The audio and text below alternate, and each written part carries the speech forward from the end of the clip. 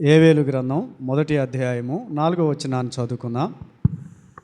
గొంగల పురుగులు విడిచిన దానిని మిడతలు తినివేసి ఉన్నవి, మిడతలు విడిచిన దానిని పసర పురుగులు తినివేసి ఉన్నవి, పసర పురుగులు విడిచిన దానిని చేడ పురుగులు తినివేసి ఉన్నవి.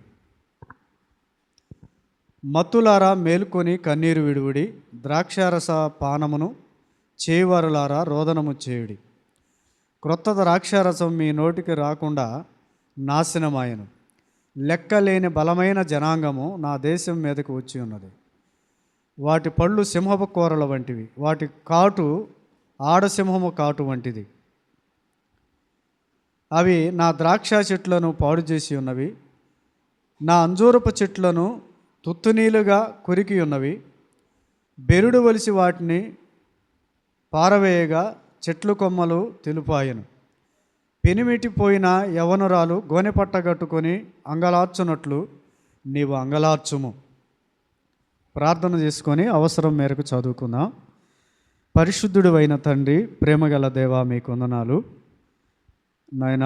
ఇప్పటి వరకు మీరుండి హృదయార్పణ ద్రవ్యార్పణ అంగీకరించి వాక్య కూడికలోనికి మమ్మల్ని పిలిచారు, అందుకు స్తోత్రాలు. మీరు మాట్లాడితే మేము వినాలని ఎదురు చూస్తుండగా సహాయించి బలహీనులను బలపరచండి, కృంగిన వారిని ఆదరించండి నాయన. నీ వాక్యపు వెలుగులో ప్రతి అవసరం తీర్చండి. నీ రాకడ కొరకు సిద్ధం చేయమని కార్యాలు జరిగించే యేసు ప్రభు నామములో ప్రార్థన చేసి నీ వాక్యాన్ని వినుచున్నాము తండ్రి, ఆమేన్. సహోదరి సహోదరులారా, దైవ గ్రంథంలో ఏవేలుకు ప్రత్యక్షమైన యెహోవా వాక్కు ఎవరికి? ఏవేలుకి. ఇక్కడ గొంగల పురుగులు విడిచిన దాన్ని మిడతలు, మిడతలు విడిచిన దాన్ని పసర పురుగులు, పసర పురుగులు విడిచిన దాన్ని చేడ పురుగులు ఏం చేసినాయి అంట? తినివేసినాయి. అయితే 20వ వచనంలో నదులు ఎండిపోయాయి, అగ్ని చేత మేత స్థలములు కాలిపోవుటి చూసి పశువులు నీకు మొరపెట్టుచున్నవి. పశువులకి త్రాగటానికి కానీ తినటానికి కానీ లేక పశువులు కూడా ఏం చేస్తున్నాయి? దేవునికి మొరపెడుతున్నాయి. భయంకరమైనటువంటి కరువు వచ్చింది. 12వ వచనం చూస్తే ద్రాక్ష చెట్లు చెడిపోయెను, అంజూరపు చెట్లు వాడిపోయెను, దానిమ్మ చెట్లను, ఈత చెట్లను, జలధర చెట్లను, తోట చెట్లన్నీ వాడిపోయినాయి. ఈ కరువుకి గల కారణం ఏంటి? చూడండి, 7వ వచనంలో మనం చదువుకున్నాం. 8వ వచనం చూస్తే పెనిమిటిపోయిన యవనురాలు గోనె పట్ట కట్టుకొని అంగలార్చున్నట్లు నీవేం చేయమంటున్నాడు? యవనస్తురాలికి భర్త చనిపోతే ఎలాగో ఏడుస్తుందో, ఎలాగ రోదన చేస్తుందో, నా సన్నిధిలో నువ్వు అలాగేం చేయాలి? ప్రార్థన చేయాలి. ఆ ప్రార్థన ఉందా మనకి? ఆ కన్నీరు ఉందా? తగ్గించుకొని లోబడి విధేయత చూపి దేవుని సన్నిధిలో ఏం చేయమంటున్నాడు? ప్రార్థన చేయమని ప్రభు కోరుకుంటున్నాడు. 13వ వచనంలో యాజకులారా గోనె పట్ట కట్టుకొని అంగలార్చుడి, బలిపీఠం వద్ద పరిచర్య చేయవారులారా రోదనము చేయడి. నా దేవుని పరిచారకులారా గోనె పట్ట వేసుకొని రాత్రంతా గడుపుడి. ఎప్పుడు గడపమంటున్నాడు? రాత్రంతా. కనీసం ఒక గంటకు లేదు మనకి. దేనికి లేదు? గంట ప్రార్థనకి లేదు. ఆ గంటలో పాటలు ఉంటాయి, గంటలో వాక్యం ఉంటుంది, ఆ గంటలోనే ప్రార్థన ఉంటుంది. భూమి మీద దేవుడు తన స్వరక్తం ఇచ్చి సంపాదించిన సంఘాన్ని దేనికి ఉంచాడు? ప్రార్థన చేయటానికి. ప్రజల కొరకు ఏం చేయాలి మనం? తిమోతి పత్రికలు అదే ఉంది కదా. మొదటి పత్రిక 2వ అధ్యాయంలో మనం సుఖంగా నెమ్మదిగా ఉండాలంటే ఏం చేయాలి? ప్రార్థన. ఎవరి కోసం చేయాలి? రాజుల కొరకు, అధికారుల కొరకు, మనుషులందరి కొరకు ప్రార్థన చేయాలి, విజ్ఞాపనలు చేయాలి, యోచన చేయాలి, ప్రభు సన్నిధిలో ప్రార్థించాలి.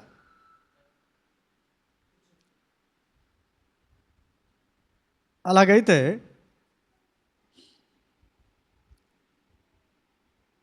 యాజకులకు చెప్తున్నాడు, బలిపీఠం వద్ద కనిపెట్టుకుని ఉన్న వాళ్ళకి చెప్తున్నాడు, పరిచారకులకు చెప్తున్నాడు, గోనెపట్ట కట్టుకొని నా సన్నిధిలో. గోనెపట్ట ఇప్పుడు మనం కట్టుకోవాల్సిన పనిలే. చాలామంది గోనెపట్ట కట్టుకొని తల మీద బోడిద పోసుకొని వాల్పేపర్లు అంటిస్తున్నారు. అలాగే చేసుకోకూడదు, అది పాత నిబంధన గ్రంథం. మనం ఇప్పుడు సంఘకాలంలో ఉన్నాం. ఏ కాలంలో? సంఘకాలంలో. యుగాంతమందు బుద్ధి కలుగునట్లుగా దుష్టాంతరములుగా దేవుడు కొన్నిటిని మనకు పాత నిబంధన గ్రంథంలో బుద్ధి కలగటానికి ఉంచాడు. గోనెపట్ట దేనికి సాదృశ్యం? తగ్గింపుకి సాదృశ్యం. ఇప్పుడు నువ్వు నేనేం చేయాలి? గోనెపట్ట కాదు, ఏం చేయాలి? అంతకుముందు ప్రార్థన చేసేటప్పుడు వస్త్రాలు చింపుకున్నారు. ఏం చింపుకున్నారు? వస్త్రాలు. చూస్తారా? 2వ రాజుల గ్రంథం చూడండి. 2వ రాజుల గ్రంథం 2వ అధ్యాయం. 2వ రాజుల గ్రంథం 2వ అధ్యాయం 12వ వచనం. ఎలీషా అది చూసి, నా తండ్రి, నా తండ్రి, ఇశ్రాయేలు వారికి రథములోను రౌతులు నీవే అని కేకలు వేసిన. అంతలో ఏలీ అతనికి మరలా కనబడకపోయాను. అప్పుడు ఎలీషా తన వస్త్రములో పట్టుకొని 2 తునకలుగా చేసుకొని, వస్త్రాలు పట్టుకొని చింపేసుకున్నాడు. ఏలియాతో ఉన్నాడు, ఏలియాతో సహవాసం చేశాడు. ఏలియా ఆయన పరలోకానికి ఆరోహణం అవుతా ఉన్నాడు. ఆయన వెళతా ఉంటే ఆ సంగతి తెలియజేసినప్పుడు ఎలీషా తన వస్త్రాలు చింపుకొని ఏం చేశాడు? ప్రార్థన చేశాడు. యోవేలు గ్రంథంలోకి వచ్చేసరికి అన్నాడు, 2వ అధ్యాయం 13వ వచనంలో, మీ దేవుడని యెహోవా కరుణావాత్సల్యత గల వాడును, శాంతిమూర్తియు, అత్యంత కృపగల వాడునై ఉండి తాను చేయనుద్దేశించిన కీడును చేయక పశ్చాత్తాపడును గనక మీ వస్త్రములను కాక మీ హృదయములను చింపుకొని ఆయన తట్టు తిరుగు. ఇక్కడికి వచ్చేసరికి ఏం చెప్పాడు? మీ వస్త్రాలు కాదు, ఏం చింపుకోవాలంట? హృదయం. మీరు గోనెపట్ట కాదు, మీకు తగ్గింపు, దేవునికి లోబడటం, విధేయత. పైకి కనబడే వేషం ఆయనకు అవసరం లేదు. మత్తయి సువార్తలో 6వ అధ్యాయంలో అన్నాడు, వేషధారుల వలె మీరు ప్రార్థన చేయొద్దు. ఎలా కనపడకూడదు? వేషధారుల వలె మనము కనపడకూడదు అని చెప్పాడు. కాబట్టి ఈ వేషధారుల వలె దేవునికి ఇవ్వద్దు అన్నాడు. ఇచ్చి వాళ్ళు ఏం చేస్తారంట? చెప్పుకుంటారు. అందుకని నీ కుడి చేతితోటి ఇచ్చేది నీ ఎడమ చేతికి కూడా తెలియకూడదు. ఆత్మ సంబంధమైనది ఏంటి చెప్పండి? ఆత్మ సంబంధమైనది. కాబట్టి దేవుడు కీడు చేస్తానన్నా కానీ ఆయన పశ్చాత్తాపడతాడు. కాబట్టి ఎప్పుడు పశ్చాత్తాపడతాడు? మనం ఏం చేయాలి? ప్రార్థన చేయాలి. వస్త్రాలు కాదు, ఏం చింపుకోవాలంటే హృదయాన్ని చింపుకోవాలి. హృదయాన్ని ప్రభు ఎదుట పెట్టాలి. అన్న ఏం చేసింది? నేలవలే తన హృదయాన్ని కుమ్మరించింది. తన సంగతి అంతా ఎవరితో చెప్పింది? దేవునితో చెప్పు. ఆ ప్రార్థన దేవుడు ఆలకించి నాటి నుండి ఆమె దుఃఖంగా ఉండటం మానింది. దేవుడి జ్ఞాపకము చేసుకొని ఆమె గర్భాన్ని తెరిచి సమూయేలుని దేవుడిచ్చాడు. మంచి ప్రవక్తని ఆలస్యమైన ఆశీర్వాదకరంగా ఇచ్చాడు.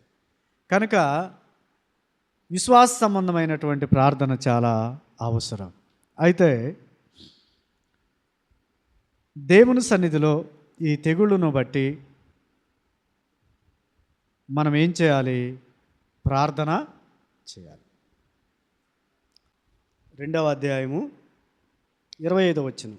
మీరు కడుపారా తిని తృప్తి పొంది మీ కొరకు వింత కార్యములను జరిగించిన మీ దేవుడైన యెహోవా నామమును ఏం చేయాలంట? స్తుతించునట్లు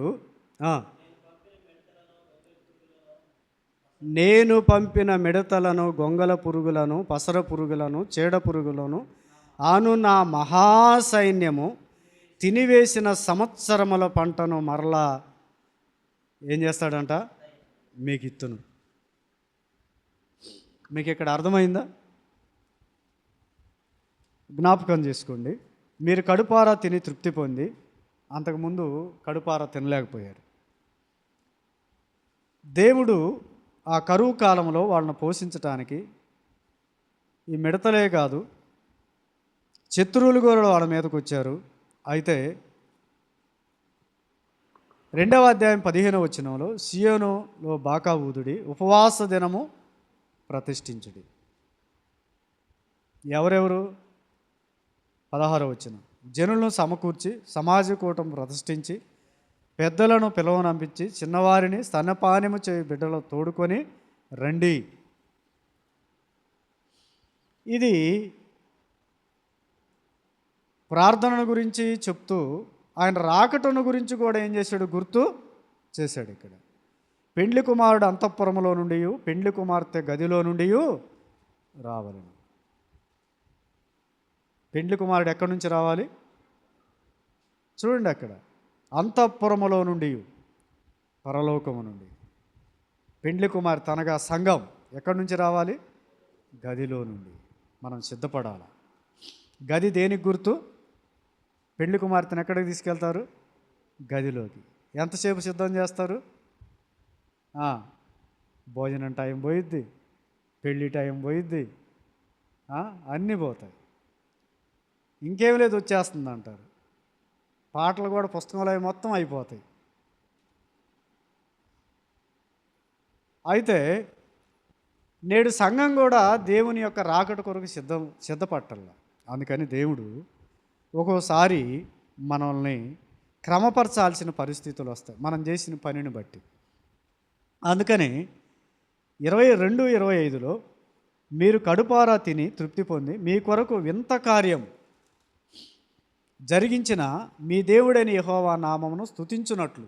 వింత కార్యం అంటే అసలు ఇది ఎలాగ సాధ్యం అన్నట్లుగా దేవుడు చేశాడు. నేను పంపిన మిడతలను ఎవరు పంపించారంట? నిరుడే కాతి మిరగాయల పండింది. కరోనా పోయిన కాడ నుంచి ఏమొచ్చినాయి? నల్లి. నేను పంపిన మిడతలను, గొంగళ పురుగులను, పసర పురుగులను, చీడ పురుగులను అను నా మహాసైన్యము. ఎవరు సైన్యం అంటది? ఏలుపురుగా వెళ్ళి సొరచెట్టును కొట్టమంటే ఏం చేసింది? శాప వెళ్ళి యోనాను మింగమంటే.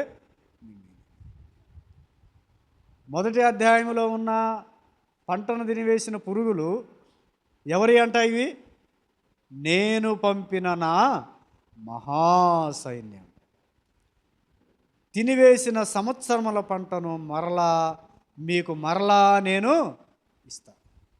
నా మాట వింటే, నా ఆజ్ఞలు గైకుంటే, నేను చెప్పినట్లు చేస్తే.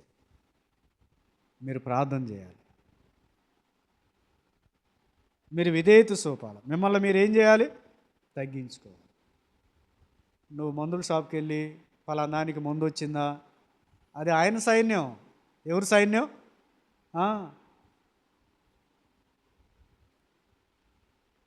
దేవునికి వ్యతిరేకంగా మనం ఏమీ చేయలేము. అందుకనే భూమి మీద దేవుడు సంఘాన్ని ఎందుకు పెట్టాడంటే, కరువు వచ్చినప్పుడు, వ్యాధి వచ్చినప్పుడు సొలొమోను మందిరం కట్టి, ప్రభువా ఈ జనులు నీ దగ్గరకు వచ్చి, ఈ మందిరంలోకి వచ్చి వాళ్ళ పశువులకు కానీ వాళ్ళకు కానీ కరువు కానీ వర్షం లేకపోయినా మీ సన్నిధిలో వచ్చి ఏం చేయమన్నాడు? ప్రార్థన చేసినప్పుడు నీ కనుదృష్టి మందిరం మీద ఉంచి ప్రార్థన ఆలకించి ఏం చేయమన్నాడు? సహాయము. అందుకనే ఇశ్రాయేలుతోటి దేవుడు అన్నాడు, సంవత్సరాది మొదలుకొని సంవత్సరాంతం వరకు యెహోవా కన్నులు మీ మీద ఎప్పుడు ఉంటాయి? మన మీద. ఆయన మాట విన్నప్పుడు, ఆయన మార్గంలో నడిచినప్పుడు. నా మహాసైన్యమైన పురుగులు తినివేసిన పంటంతా, ఆ సంవత్సరముల పంట అంతా నేను మరలా లెక్కగట్టి మీకు ఇస్తా. నా సన్నిధిలో ప్రార్థించండి, తగ్గించుకోండి, లోబడండి, నా మాట వినండి.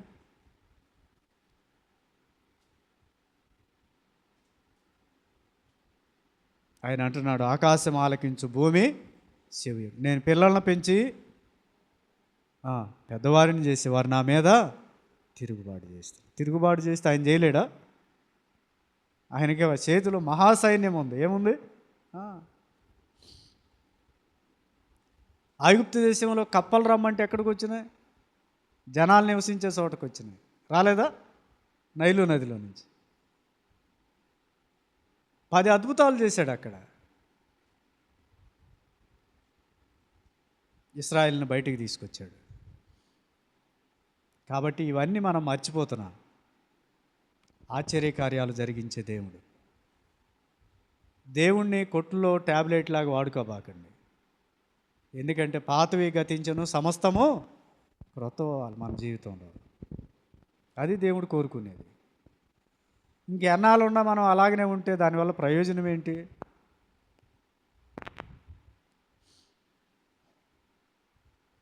కాబట్టి మనం తగ్గించుకొని, లోబడి, విధేయత చూపి ప్రభువు మీద ఆధారపడదాం. మీ వస్త్రాలు కాదు, పైకి ఆగపడేవి కాదు, ఏంటంటే మీ హృదయాన్ని ప్రభు ఎదుట సాగిలపడాలి. మెత్తనైన హృదయం కావాలి. వినయం కలిగిన వారి ఎదుట, దీన మనసుల ఎదుట ఆయన ఉంటానని చెప్పాడు. అలాంటి మనసును కలిగి ప్రభు సన్నిధిలో ముందుకు కొనసాగుదాం. ప్రార్థన చేసుకుందాం. పరిశుద్ధుడు అయిన తండ్రి, ప్రేమగల దేవా, వందనాలు. చదవబడిన, చెప్పబడిన వాక్యం నీరు కట్టి ఫలింపు చేయండి. వృధాగా పోకుండా నాయన సంఘానికి, వినుచున్న వారికి క్షేమాభివృద్ధి కలిగించండి. కలవరిలో ప్రాణం పెట్టిన ప్రభువుని నమ్మని వారు నమ్మడానికి, నమ్మిన వారు మీ రాకడ కొరకు సిద్ధపడటానికి, ఈ లోకంలో నానా ఇబ్బందులైన పరిస్థితులు, నాయన నీటి లేని కరువు ఉంది, వర్షం లేని కరువు ఉంది, నాయన అనారోగ్యపరమైన పరిస్థితులు ఉన్నాయి. వీటన్నిటి నుంచి ప్రజలను మీరు నడిపించే దేవుడు. కాబట్టి మీ సన్నిధిలో నిర్లక్ష్య వైఖరిని లేకుండా విధేయత కలిగి, లోబడి, మీరు అత్యంత శాంతమూర్తి కలిగిన, దయగలిగిన, కృప కలిగిన దేవుడు అని ఎరిగి మీ సన్నిధిలో ప్రార్థనా జీవితాన్ని కలిగి ఉండటానికి సహాయం చేయమని చేరి వచ్చిన విడుదలైన వారిని జ్ఞాపకం చేసుకోండి. నాయన సంఘంలో మేము ప్రకటన చేసామయ్యా, వారందరి కోసం ప్రార్థిస్తున్నాం. జ్ఞాపకం చేసుకోండి, దీవించండి, సహాయపడమని యేసు నామములో ప్రార్థించి వేడుచున్నాము తండ్రి. ఆమేన్. అందరికీ వందనాలు.